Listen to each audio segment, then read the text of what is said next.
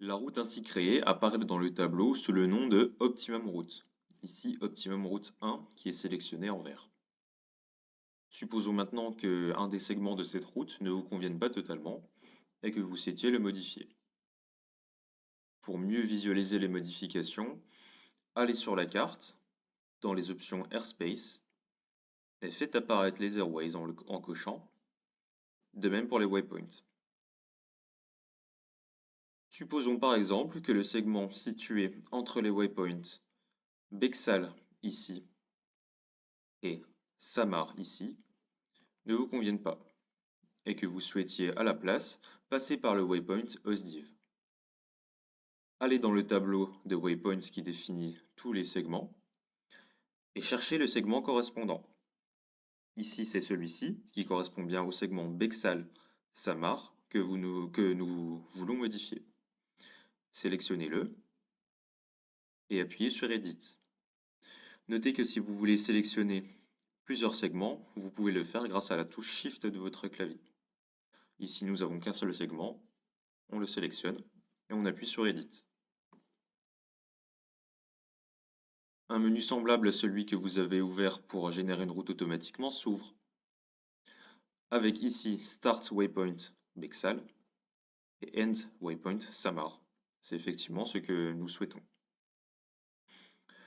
Nous voulons passer par le waypoint hostdiv, qui est relié au waypoint Bexal par l'airways UN 866.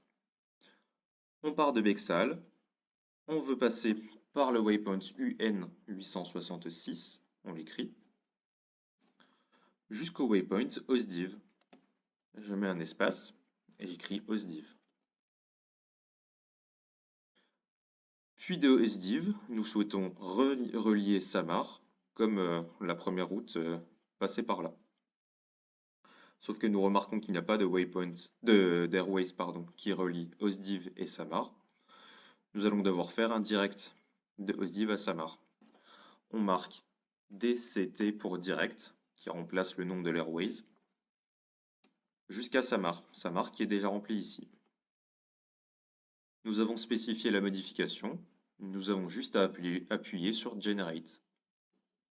Le calcul se fait et la modification devra apparaître sur la route.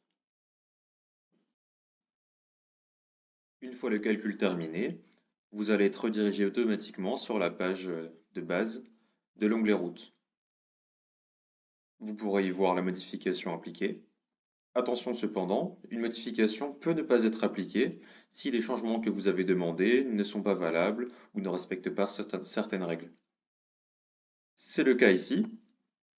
Effectivement, la FIR dans laquelle nous nous trouvons ne permet pas de direct. Vous pouvez voir les messages d'erreur tout en bas à gauche de la page.